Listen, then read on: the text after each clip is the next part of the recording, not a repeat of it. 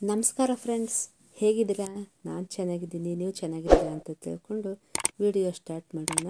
Video start ಮಾಡೋಕ್ಕಿಂತ ಮುಂಚೆ please subscribe ಮಾಡ್ಕೊಂಡು ವಿಡಿಯೋ ನೋಡಿ, ಲೈಕ್ ಮಾಡಿ, ಶೇರ್ ಮಾಡಿ. ನಿಮ್ಮ ನಿರುದ್ಯೋಗಿ ಫ್ರೆಂಡ್ಸ್ಗೆ ಈ ವಿಡಿಯೋನ ಶೇರ್ ಮಾಡಿ.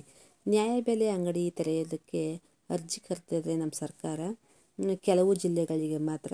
ಆ ಅರ್ಜಿನ ನಾವು ಹೇಗೆ ಹಾಕಬೇಕು, ಅದಕ್ಕೆಲ್ಲ ಡಾಕ್ಯುಮೆಂಟೇಷನ್ ಏನೇನು ಬೇಕು ಅನ್ನೋದನ್ನು ನಾವು ಈ ವಿಡಿಯೋದಲ್ಲಿ ತಿಳ್ಕೊಳ್ಳೋಣ. ಅರ್ಜಿದಾರರು ಅರ್ಜಿ ಹಾಕಬೇಕಾದ್ರೆ ಕರ್ನಾಟಕದ ಖಾಯಂ ನಿವಾಸಿಯಾಗಿರಬೇಕು.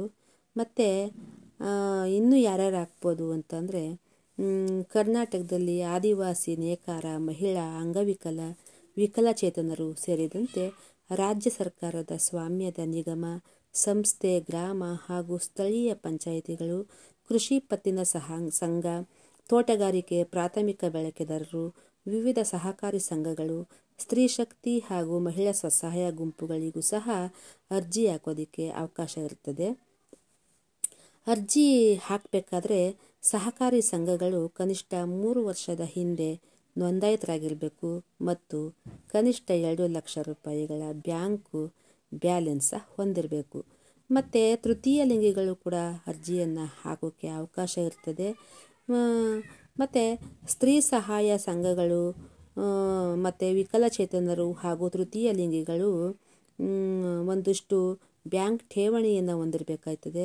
ಸ್ತ್ರೀ ಸಹಾಯ ಸಂಘಗಳಾದರೆ 1 ಲಕ್ಷ ಬ್ಯಾಂಕ್ ಠೇವಣಿ, ಮತ್ತು ವಿಕಲಚೇತನರು ಹಾಗೂ ತೃತೀಯ ಲಿಂಗಿಗಳಾದರೆ 50,000 ಬ್ಯಾಂಕ್ ಬ್ಯಾಲೆನ್ಸನ್ನು ಠೇವಣಿಯನ್ನು ಅವರು ಹೊಂದಿರಬೇಕಾಗುತ್ತದೆ.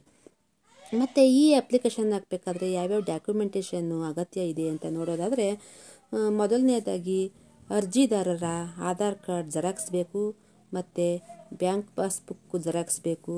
ಮತ್ತು ಅರ್ಜಿ ಸಲ್ಲಿಸುವ ಅಭ್ಯರ್ಥಿಯು ಕಡ್ಡಾಯವಾಗಿ 10ನೇ ತರಗತಿ ಪಾಸಾಗಿರಬೇಕು.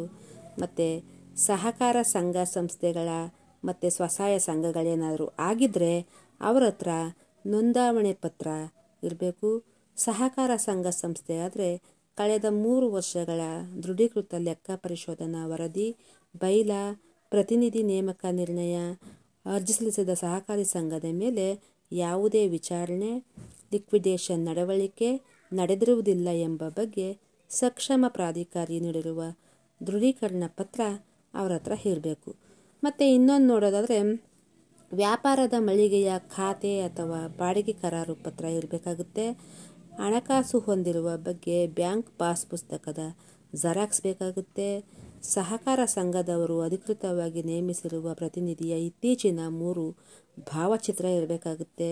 ಮತ್ತು ಅಭ್ಯರ್ಥಿಗಳು ಯಾವುದೇ ಕ್ರಿಮಿನಲ್ ಪ್ರಕರಣಗಳು ಹೊಂದಿಲ್ಲದಿರುವ ಬಗ್ಗೆ ಪೊಲೀಸ್ ಇಲಾಖೆಯಿಂದ ಪೊಲೀಸ್ ವೆರಿಫಿಕೇಷನ್ ರಿಪೋರ್ಟನ್ನು ಪಡೆದು ಕಡ್ಡಾಯವಾಗಿ ಸಲ್ಲಿಸಬೇಕಾಗುತ್ತದೆ. ಇದಿಷ್ಟು ನಮಗೆ ಡಾಕ್ಯುಮೆಂಟೇಷನ್ನು ಬೇಕು. ಮತ್ತು ಅರ್ಹ ಅರ್ಜಿದಾರರು ಅಗತ್ಯ ದಾಖಲಾತಿಗಳನ್ನು ತೆಗೆದುಕೊಂಡು ಎಲ್ಲಿ ಕೊಡಬೇಕು ಅಂತಂದರೆ, ನಿಮ್ಮ ಹತ್ತಿರದ ತಾಲೂಕಿನ ಆಹಾರ, ನಾಗರಿಕ ಸರಬರಾಜು ಮತ್ತು ಗ್ರಾಹಕರ ವ್ಯವಹಾರಗಳ ಇಲಾಖೆ ಕಚೇರಿಯನ್ನು ನೇರವಾಗಿ ಭೇಟಿ ಮಾಡಿ ನಮೂನೆ ಎ ಅರ್ಜಿ ನಮೂನೆಯನ್ನು ಪಡೆದುಕೊಂಡು ಅಗತ್ಯ ದೃಢೀಕೃತ ದಾಖಲೆಗಳೊಂದಿಗೆ ಭರ್ತಿ ಮಾಡಿದ ಅರ್ಜಿಯನ್ನು ನಿಮ್ಮ ಜಿಲ್ಲೆಯ ಆಹಾರ, ನಾಗರಿಕ ಸರಬರಾಜು ಹಾಗೂ ಗ್ರಾಹಕರ ವ್ಯವಹಾರಗಳ ಇಲಾಖೆಯ ಜಂಟಿ ನಿರ್ದೇಶಕರ ಕಚೇರಿಯನ್ನು ಭೇಟಿ ಮಾಡಿ ಅಲ್ಲಿ ನೀವು ಈ ಅರ್ಜಿಯನ್ನು ಸಲ್ಲಿಸಬೇಕಾಗುತ್ತದೆ.